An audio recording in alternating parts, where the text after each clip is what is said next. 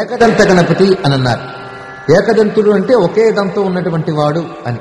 ఈ ఒక్క దంతానికి కారణాలు చాలా చెప్తారు.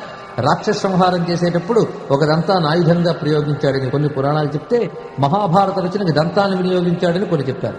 అయితే పౌరాణిక ప్రమాణంలో రాక్షస సంహారానికి దంతం ఉపయోగించడమే ఎక్కువ కనబడుతుంది. ఇందులో స్వామి ఏకదంతుడు అనేటువంటిది కూడా చాలా గొప్ప విశేషం. అనేకదం తం భక్తానాం ఏకదంతం ఉపాస్మహే అని చెప్పారు. అనేకదం అంటే అనేకములనిచ్చేటటువంటి గణపతి ఆయన, కానీ ఆయన మాత్రం ఏకదంతుడే. ఏకదంతుడు అంటే ఒకే దంతం ఉన్నవాడు అని అర్థం చెప్పుకుంటాం. కానీ విశేషం ఏమిటంటే ఏకశబ్ద ప్రధానశ్చ దంతశ్చ బలవాచక బలం ప్రధానం సర్వస్మాదేకదంతం నమామ్యహం అన్నారు. ఏక అంటే ప్రధానము అని అర్థం, దంతము అంటే బలము అని అర్థం.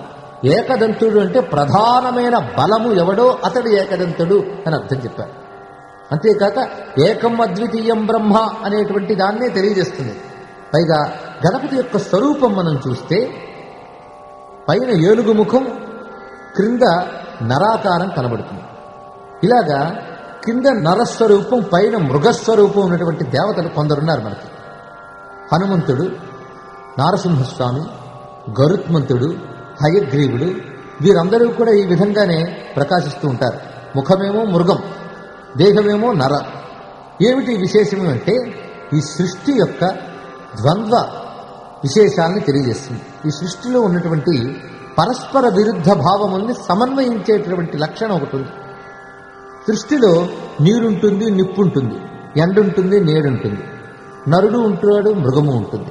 ఇలా బహువిధములుగా ఉన్నటువంటి ఈ సృష్టిని అంతటినీ కూడా పరబ్రహ్మతత్వం ఒకచోట సమన్వయిస్తుంది. అలా సమన్వయించబడ్డ విశ్వవ్యాపక పరతత్వమే ఈ నర మృగాకృతుల్లో మనకు కనబడుతూ ఉంటుంది. అలాగే గణపతి కూడా విశ్వరూపమైనటువంటి ఈ ప్రపంచ లక్షణాన్ని తెలియజేస్తూ గజాననంతో ప్రకాశిస్తూ ఉన్నాడనమాట. ఇందులో గజ అనే శబ్దం కూడా చాలా విశిష్టం. మునులందరూ దేనిని చేరుతున్నారో దాన్ని గా అని అన్నారట. అంటే యోగులందరూ ఎత్ర గచ్చంతి, ఎక్కడికి గచ్చంతి చేరుకుంటున్నారో అది గా అని చెప్తుంది.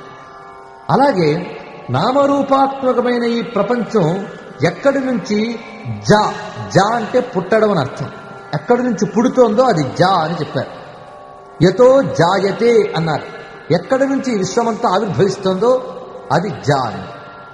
ఋషులందరూ ఎక్కడికి చేరుకుంటున్నారో అది గా, ఎక్కడి నుంచి విశ్వం ఆవిర్భవిస్తుందో అది జా.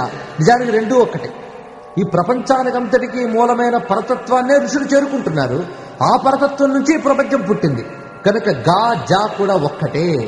ఈ గజతత్వాన్నే ప్రకటించేవాడు కనుక గజాననుడు అని అన్నారు స్వామిని. గజాననంలో కూడా ఇది అంతరార్థం. ఇంకా ఆ శరీరంలోని నరాకారం అంతా కూడా విశ్వానికి సంకేతంట.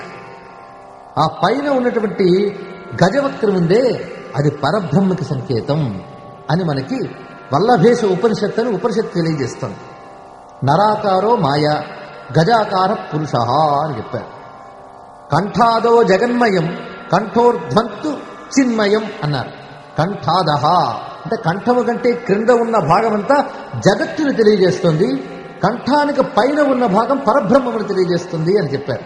ఆ గజవదనం పరబ్రహ్మ లక్షణాన్ని తెలియజేస్తుంది. అది ఓంకార చిహ్నంగా ప్రకాశిస్తోంది కదా, కనుక పరబ్రహ్మను తెలియజేస్తుంది అన్నారు. ఇక్కడ చూడండి ఎంత విశేషం. మన శరీరానికి అసలైన శక్తిని ప్రదానం చేసేది శిరస్సే. శిరస్సు నుంచే శరీరం అంతా నడుపబడుతుంది. శరీరాన్ని శాసించేటువంటి జ్ఞానేంద్రియాలు కానీ మెదడు కానీ శిరస్సులో ఉంటాయి. అదేవిధంగా ఈ ప్రపంచాన్నంతటినీ శాసించేటటువంటి వాడు ఆ పరబ్రహ్మ.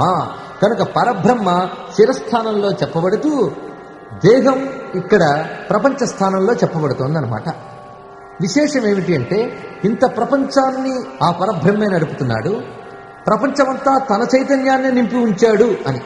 ఇప్పుడు శిరస్సుకి శరీరానికి నిజానికి రెండు భాగాలు కావాలి, కలిపి శరీరం అయింది కదా. అదేవిధంగా పరబ్రహ్మ కూడా జగత్తుకి అతీతంగా ఉంటూనే జగత్తు నిండా నిండిపోయి ఉన్నాడు. అందుకే జగత్తంతా కూడా నరాకారంలో చూపిస్తూ దాన్ని శాసించే బ్రహ్మలక్షణం గజముఖంతో చూపిస్తున్నట్ట. ఇది ఆయన స్వరూపంలో ఉన్నటువంటి అంతరార్థం. ఇలా ఉన్నటువంటి గణపతి బాల గణపతి మొదలుకొని మహాగణపతి వరకు అనేక రూపాలున్నాయి. అణోరణీయాం మహతో మహీయాం, అణువు కంటే అణువు ఆయనే, మహత్తు కంటే మహత్తు ఆయనే. కనుకని ఏ రూపంలో ఆయన వచ్చినప్పటికీ పరబ్రహ్మ లక్షణాన్ని చూపిస్తున్నాడు. ఇందులో లక్ష్మీ గణపతి అని ఒక ఉపాసన ఉన్నది. ఏమిటయ్యా లక్ష్మీ గణపతి అంటున్నారు? ఈ లక్ష్మి అంటే మనకి మరి విష్ణుపత్ని అయిన లక్ష్మి ఉన్నది కదా, మరి గణపతి లక్ష్మి అనేవి విచిత్రంగా ఉంది అని అనేవాళ్ళు ఉన్నారు. అలా భ్రమించడం కూడా ఒక అజ్ఞానం. నిజానికి లక్ష్మి అంటే